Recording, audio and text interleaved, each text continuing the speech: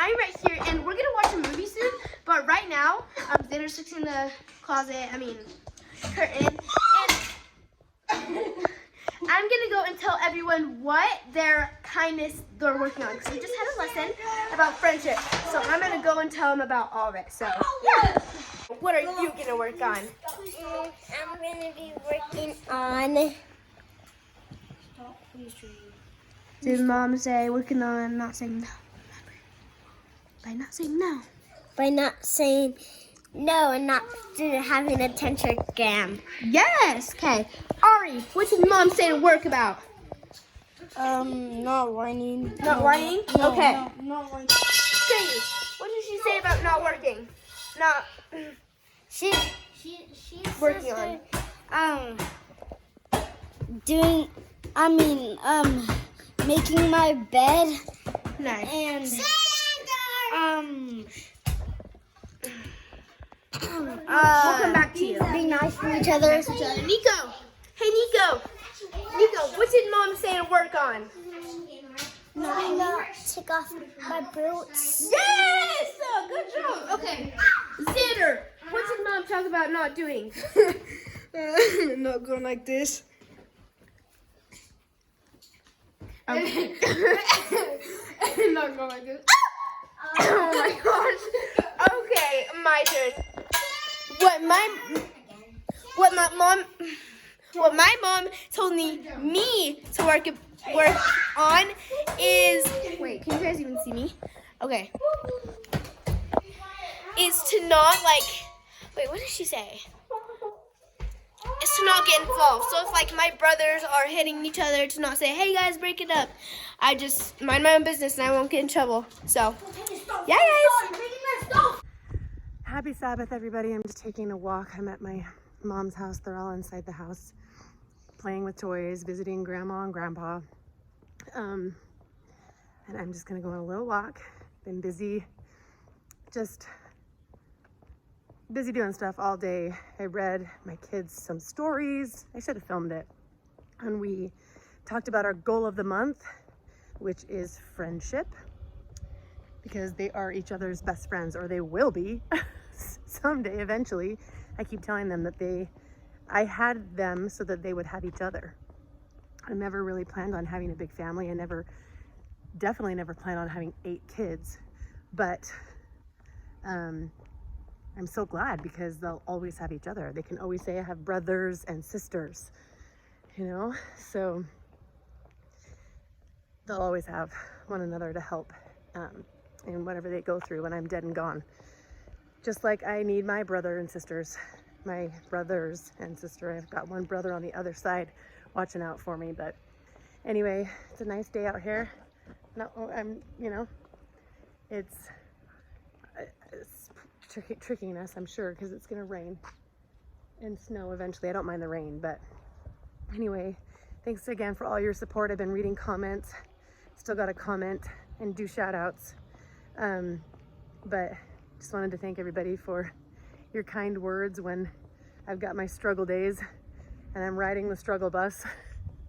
Thank you, everyone. We're gonna eat dinner here at my mom's, and then we got a brand new week ahead with therapy, appointments. What's happening this weekend? Something's happening this weekend. St. Patrick's Day, nothing super exciting. I swear I have something on Saturday though, the 18th. Can't quite think of what it is, but spring break is coming, end of school is coming, it's right around the corner. Summer is gonna be here before I know it. So I'll show you my mom's cute house. The way she decorates it for St. Patrick's Day is adorable.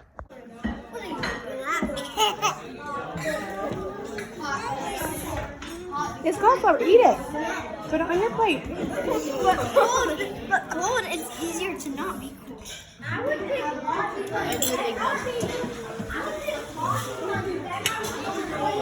I mean, she has a leprechaun nutcracker. Here.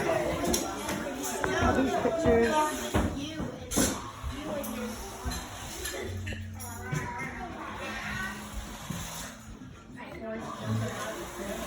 You've even got a plate.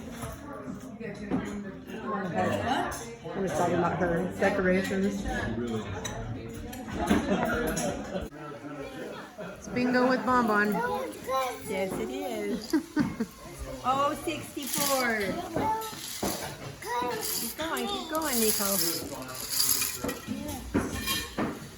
Is that his job? Good job, buddy.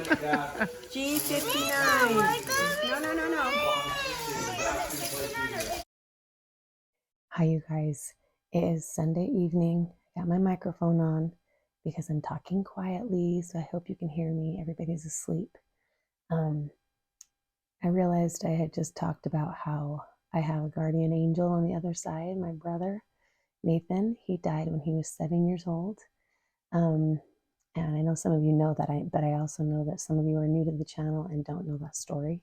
Sorry, it's really dark in my room.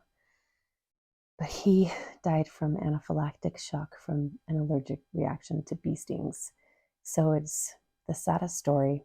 My dad talks all about it in the documentary that I made for him, well, about him, and I helped produce it.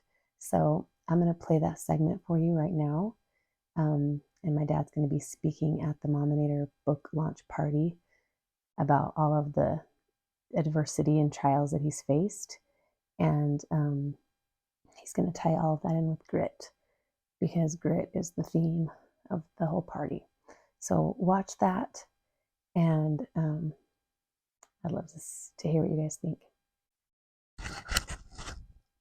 Does that make a difference?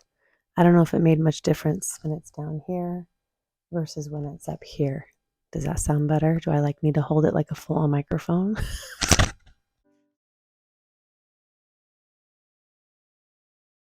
Our son Nathan is our second son, and Nathan was an amazing little boy.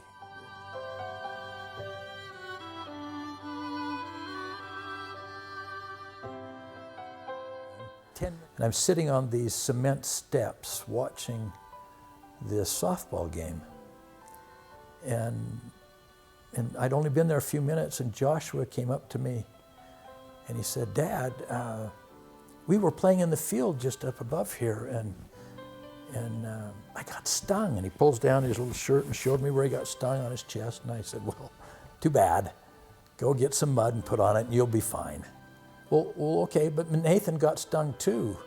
I said, "Oh, okay, I'm sorry. Tell him to do the same thing." Josh ran off, and maybe, I don't know, 5-10 minutes later, he came back and he said, "Dad, Nathan has fallen in the field and he looks really bad. You better come." So I walk up these steps, these cement steps, to get up to, there was a chain, get up to where the ground leveled off, because these ball diamonds were in a ravine. And there was a chain link fence between me and this field. As I got up, climbed up the stairs, and could just finally see over the crest of the hill, I saw Nathan is lying down in the field with his face towards me, and he was blue. And I'm telling you, the fear that gripped my heart at that moment, I can't hardly even explain. I looked at that fence and I thought, there's no way I can get over this chain link fence. So in my awkward amputee gait, I hop and skip down to the end of the gate, or the fence, which was about 20 yards, and then came back around and flipped Nathan over and started giving him mouth-to-mouth resuscitation. And every breath that I would breathe into him, I'd say, "Come on, Nate, breathe, breathe." But I noticed when every breath that I would breathe into his mouth, that his little tummy would extend. Didn't dawn on me until later that meant that the air was going into his stomach, not into his lungs. And what had happened for Nathan is that he had been stung 3 times and went into anaphylactic shock.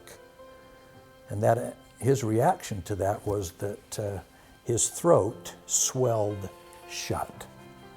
So we couldn't get any air down to him. I didn't realize that's what was happening. a crowd of my ward members were starting to gather around us. And somebody yelled down to Kent Jukes to come up, and he bounds up. I don't know how he got over that fence, but he took over with the mouth-to-mouth, and I started doing some CPR on Nathan's heart. It just absolutely caught me so off guard. As I was umpiring, I just heard somebody scream to me, "I need help." Realizing that every minute that went on without Nathan having air to breathe meant that he'd either have significant brain damage or just not make it at all. His heart wasn't bad. His heart was still beating, had a pretty good strong beat, pulse was pretty good, but his breathing was pretty well about gone. My dear friend Vern Wisnant and I placed our hands on Nathan's head and gave him a blessing. I was literally shaking. I was so afraid for that little boy. That was my hardest part. I knew I couldn't help him. I knew that my breathing wasn't doing the work for him. I knew that his heart was stopping. And my prayer, I just promised him that he would at least have a chance at a normal life. I just didn't realize he was already dead. And maybe I didn't want to realize it. That day, something died inside of me.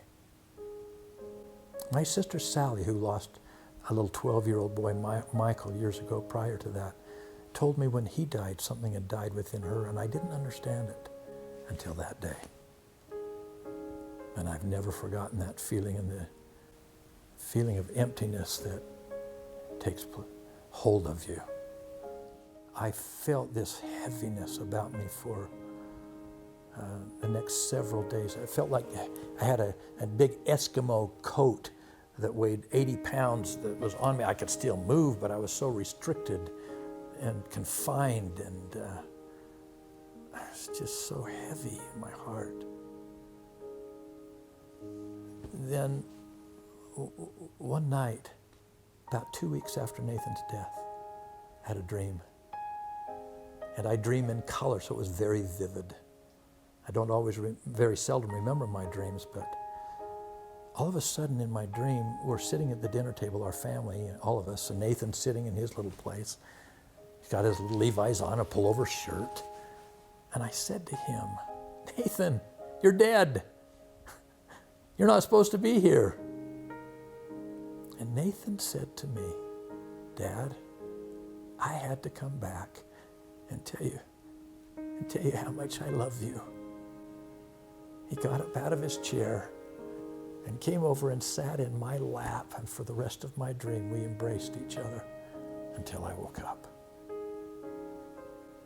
When I woke up, it's as if someone had released me from that heavy, burdened coat, and that I could finally, instead of wallowing in the mire of this tragic event, I could see the other side of it. He knows that we loved him, and we know that he loved us.